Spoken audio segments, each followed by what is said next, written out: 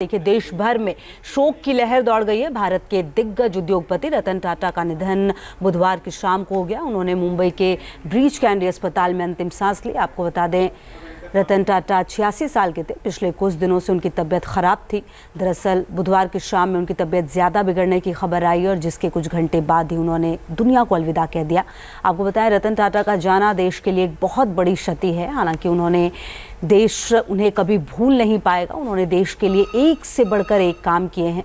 रतन टाटा के पार्थिव शरीर के लिए पोर्टेबल कोल्ड स्टोरेज शौचालय की व्यवस्था की गई है और आज शाम 4 बजे तक national centre for performing art में उनके पार्थिव शरीर को लोगों के अंतिम दर्शन के लिए लाया जाएगा। उनके पार्थिव शरीर को वर्ली शमशान घाट ले जाया जाएगा, जहां उनका अंतिम संस्कार किया जाएगा।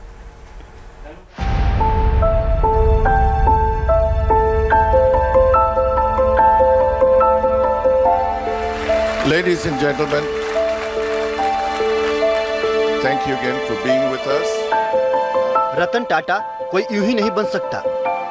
अरबों खरबों का कारोबार होने के बावजूद आम आदमी के बारे में सोचना, घाटा उठाकर भी मिडिल क्लास के लिए नैनो कार को लॉन्च करना, ये रतन टाटा ही कर सकते थे।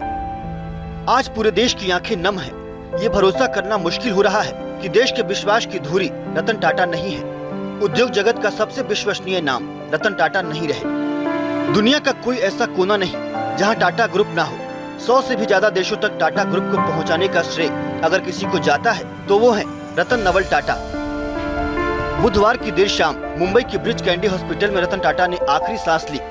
लाखों करोड़ों के कारोबार को छोड़कर हमेशा हमेशा के लिए इस दुनिया को अलविदा कह दिया, लेकिन अपने पीछे एक ऐसी विरासत छोड़ दी जिससे आने वाली पीढ़ियां हमेशा ही रोशन होती रहेंगी। रतन टाटा का जन्म 28 दिसंबर 1937 को हुआ था। पिता का नाम नवल टाटा, माता का नाम सुनी कमिसारिट टाटा था। 10 साल की उम्र में माता पिता का तलाक हो गया। दादी ने गोद लिया और पालन पोषण किया। रतन टाटा सफलता का दूसरा नाम थे। बचपन से लेकर जवानी तक, या यूं कहें कि जीवन के अंत तक, खतरनाक से खतरनाक हालात का सामना किया, लेकिन हर बार विजेता बनकर सामने आए। बात 1988 की है। रतन टाटा ने देश की पहली 100% स्वदेशी कार इंडिका लॉन्च की। देश में बनी ये पहली कार थी जो पेट्रोल और डीजल दोनों वर्जन में लॉन्च हुई थी, लेकिन मनमाफिक सफलता नहीं मिली। 1 साल के अंदर ही इस प्रोजेक्ट को बंद करने का फैसला कर लिया। 1999 में अमेरिकी कंपनी फोर्ड के साथ डील शुरू की। फोर्ड के चेयरमैन बिल फोर्ड के साथ मीटिंग की। बिल फोर्ड ने पैसेंजर कार शुरू करने के फैसले की आलोचना की। यहाँ तक कह दिया कि डील करके वो टाटा पर एहसान ही करेंगे। रतन टाटा को विलफोर्ड के शब्द किसी तीर की तरह चुभे। मीटिंग में ही फैसला कर लिया कि चाहे कितना भी घाटा हो, चाहे कुछ भी हो जाए, टाटा इंडिया के प्रोडक्शन यूनिट को नहीं बेचेंगे।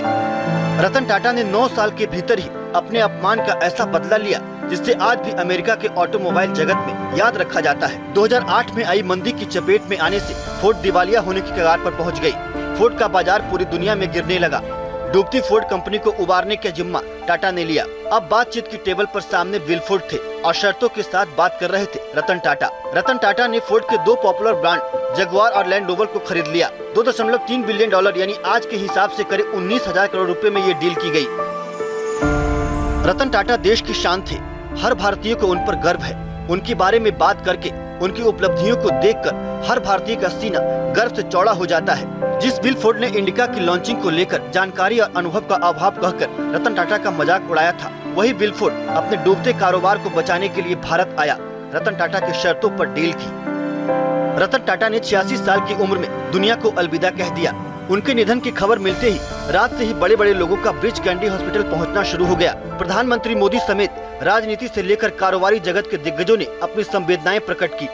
रतन टाटा की शख्सियत ही ऐसी थी कि हर कोई उनका सम्मान करता था। रतन टाटा सही मायने में डाउन टू अर्थ पर्सनालिटी थे। बेहद ही स्वाभिमानी शख्सियत थे।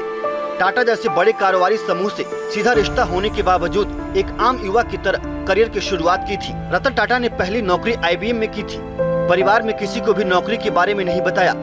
JRD टाटा को पता लगा तो बहुत नाराज हुए। JRD टाटा ने रतन टाटा को जमकर फटकार लगाई। तुरंत ही बायोडाटा शेयर करने के लिए कहा। IBM में ही रतन टाटा ने अपना बायोडाटा बनाया और भेजा। आपको ये जानकर हैरानी होगी कि रतन टाटा के पिता जमशेदजी टाटा यानी टाटा समूह के संस्थापक के दत्तक पौत्र थे। बावजूद इसके अपनी काबिलियत से टाटा ग्रुप के चेयरमैन बने। रतन टाटा आज के युवाओं के लिए प्रेरणा के स्रोत हैं।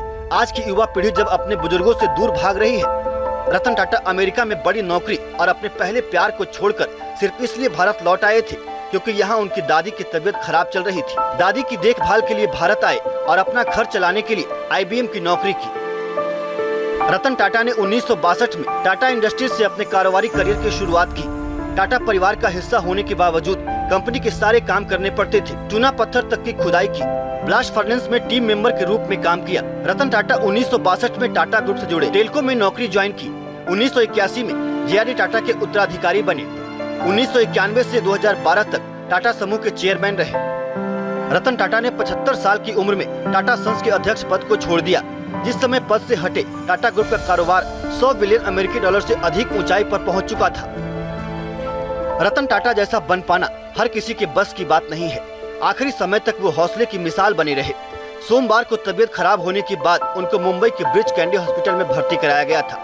उनकी तबीयत ज्यादा बिगड़ने की खबर मीडिया में फैल गई। रतन टाटा ने इन खबरों को खारिज करते हुए